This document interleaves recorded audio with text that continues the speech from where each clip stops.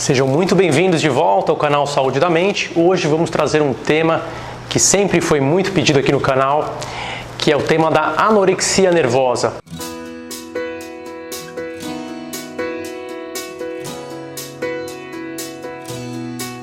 Eu sou o Dr. Bruno Machado, sou médico psiquiatra pela Universidade de São Paulo e hoje vamos começar a abordar os transtornos alimentares. E o que são os transtornos alimentares? São quadros caracterizados de maneira central por alterações no comportamento alimentar. Para começar a ilustrar um pouquinho essa história, eu quero contar para vocês um caso de uma paciente, que foi uma das primeiras pacientes que eu atendi com anorexia. Eu vou chamá-la aqui de Gabriela para preservar a identidade dela. A Gabriela, quando foi no meu consultório, isso cerca de 8 anos atrás, eu me lembro, era uma menina muito dócil, muito gentil, muito educada e tinha realmente um emagrecimento que saltava aos olhos. Ela realmente estava bastante emagrecida, ela pesava coisa de 38 quilos, ela tinha cerca de 1,66 m, era realmente um peso muito abaixo ao esperado. Era uma pessoa que sempre foi muito ligada aos pais, especialmente a mãe dela. Sempre foi uma pessoa bastante organizada, tirou boas notas, era super inteligente, ia bem na escola. Mas por volta dos 11, 12 anos, ela começou a apresentar um comportamento de excessivo interesse por dietas. Ela começava a procurar na internet sobre calorias, ela sabia as calorias de todos os alimentos. Ela ajudava a preparar os alimentos, mas ela, na hora de comer, tendia a se distanciar, tentava não ficar na mesa ou comia muito vagarosamente.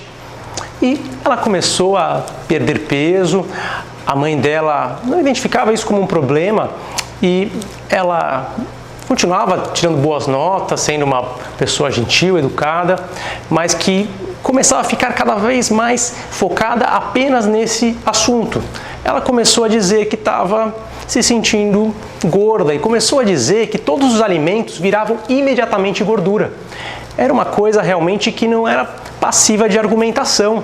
Sua mãe dizia: filha, você está magra, você precisa comer. Ela: não, eu estou muito gorda, mãe, eu preciso parar de comer tanto, esse grão de arroz aqui vai virar gordura.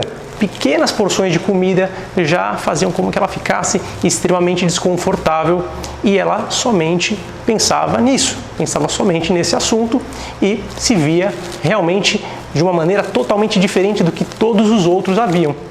E aí foi que ela começou a apresentar os sintomas mais graves, ela começou a esconder os alimentos.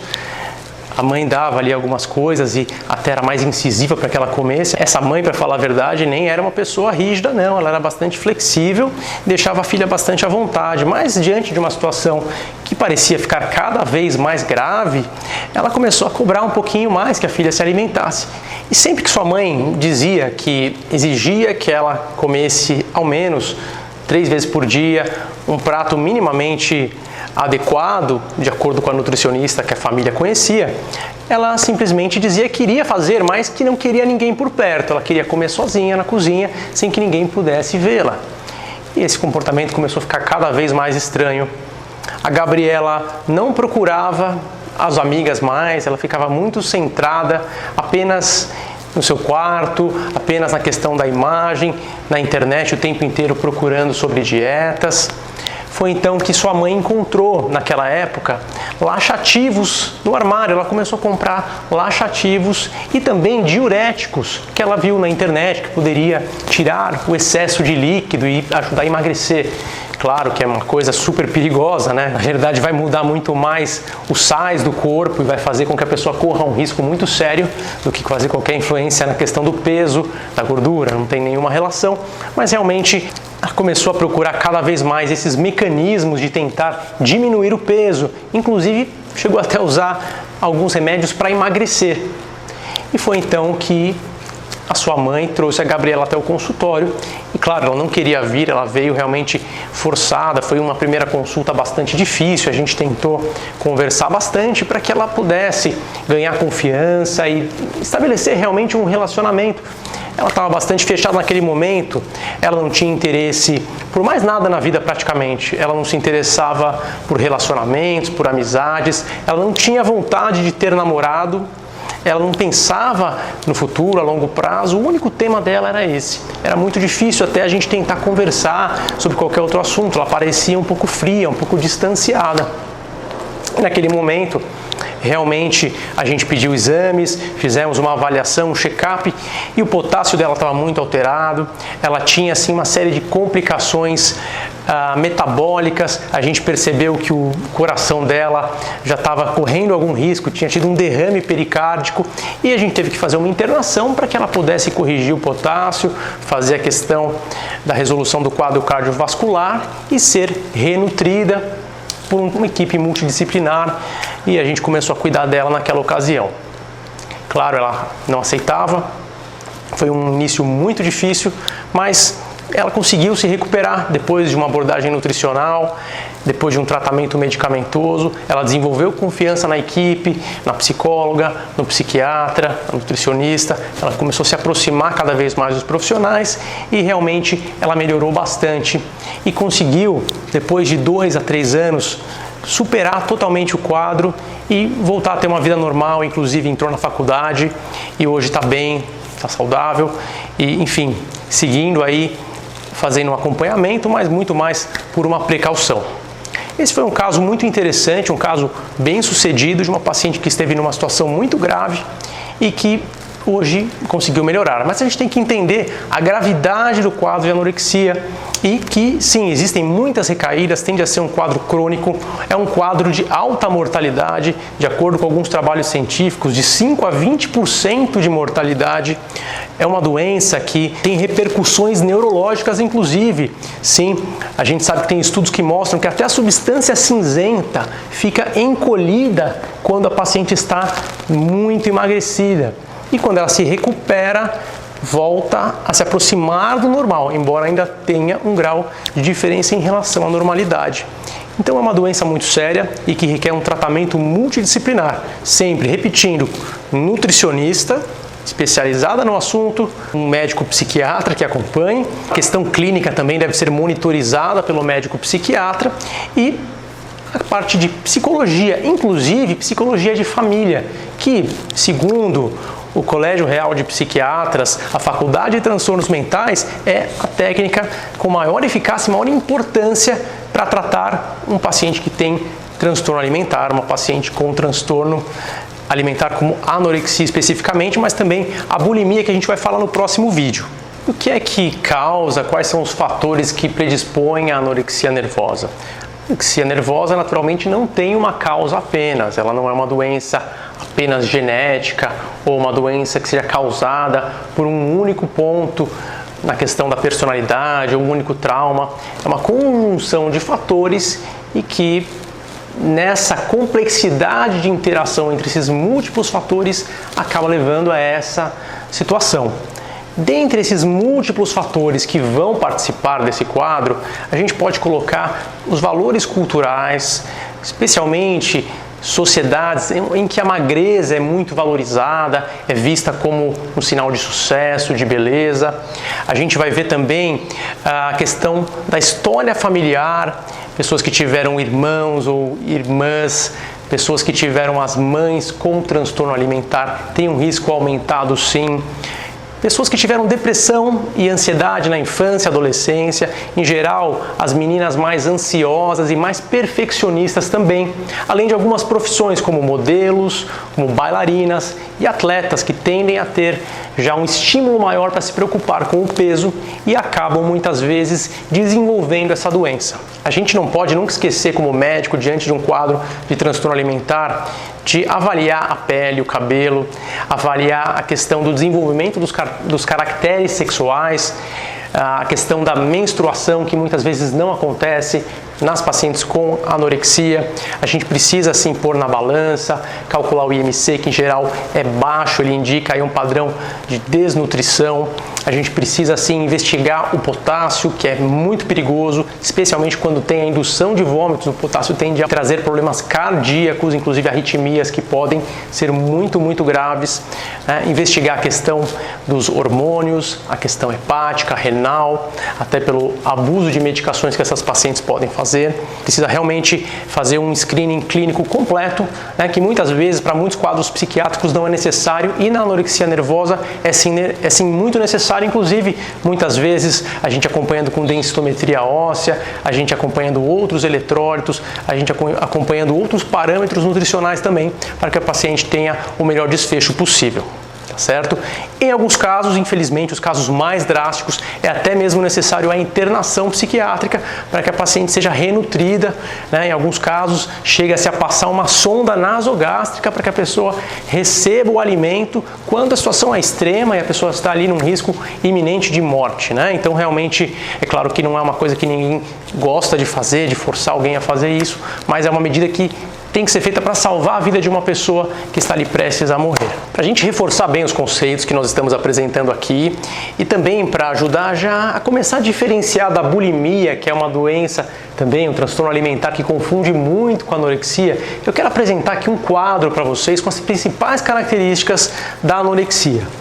Bom, quando a gente tem uma paciente com anorexia, a gente precisa avaliar uma série de aspectos na sua história clínica, na sua biografia, e, evidentemente, o exame físico da paciente. E uma coisa que sempre aparece num quadro de anorexia nervosa é que o peso, AN, anorexia nervosa aqui, o peso ele está muito diminuído.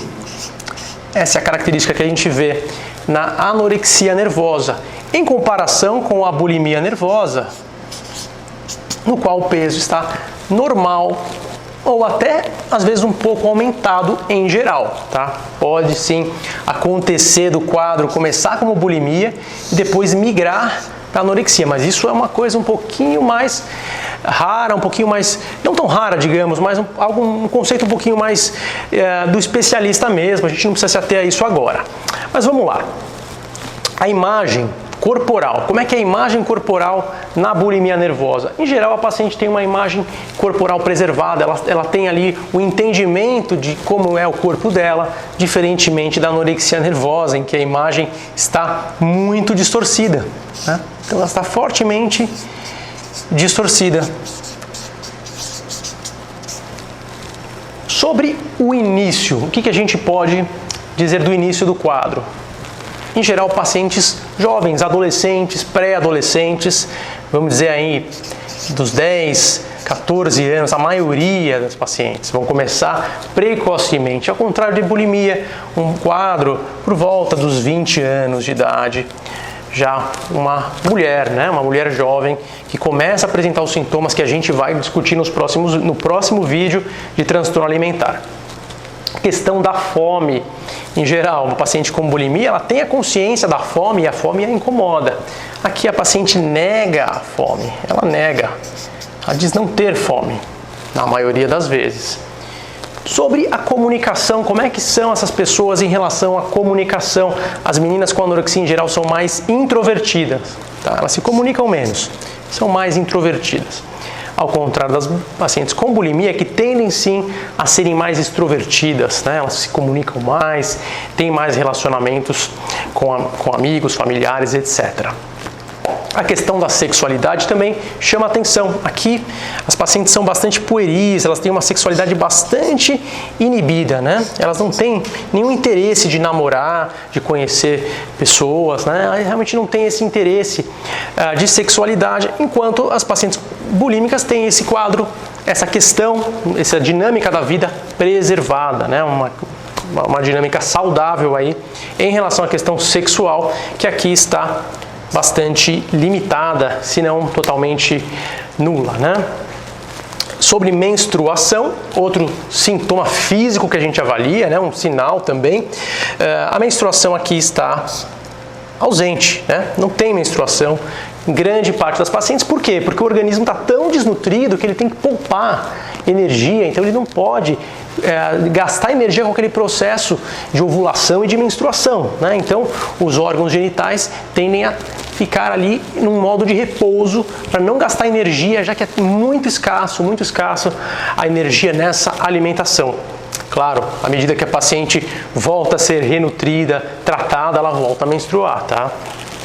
A personalidade dessas pacientes. Como é que é a questão da personalidade, gente? A personalidade aqui é, em geral, mais perfeccionista. A gente pode colocar um traço que a gente chama de anancástico, tá? Então é perfeccionismo aqui. Perfeccionismo vai ser a marca aqui. Enquanto as comorbidades, as doenças associadas, principalmente aqui, ansiedade, né? A gente pode colocar aqui o TAG, e também, claro, depressão, frequentemente pode acontecer, né? Na bulimia a gente vai conversar depois aqui. Impulsividade, em geral, é baixa. Não são pacientes que agem muito por impulso, elas calculam bem o que elas estão fazendo, elas sabem bem aonde elas querem chegar. E a ansiedade, em geral, pode, realmente, como a gente falou ali, né? A ansiedade generalizada tende a ser mais alta, tá bom? Então, aqui as principais características dos transtornos alimentares. Esse quadro a gente não vai dar nenhuma dica, tá? Esse quadro é um quadro que a única dica que a gente pode dar aqui é realmente busque ajuda. É um quadro muito sério, que tem uma mortalidade muito elevada. A gente não tem como manejar isso de maneira caseira, né? Como muitos pacientes perguntam, remédio caseiro, etc. Isso, alguns aqui no canal nos pedem. E nesse caso, por ser uma questão extremamente grave, uma questão médica muito séria, a gente não vai recomendar nada. A gente vai recomendar, procure um psicólogo de confiança, um psiquiatra de confiança, um nutricionista. Procure profissionais que possam iniciar essa caminhada, que muitas vezes pode ser muito longa, para a recuperação de uma paciente que tem anorexia nervosa. Tá bom? Gente, por hoje é isso. Foi um prazer falar com vocês. Eu espero que vocês tenham gostado. Se você gostou, não deixe de curtir. Pode comentar à vontade. Esse espaço aqui é para vocês. E, claro, quem não está acompanhando a gente, junte-se a nós e siga o canal Saúde da Mente também, tá bom? Acione o sininho ali para notificar e saber quando saírem novos vídeos, tá bom? A gente vai continuar publicando cada vez mais. Um grande abraço. Tchau, tchau.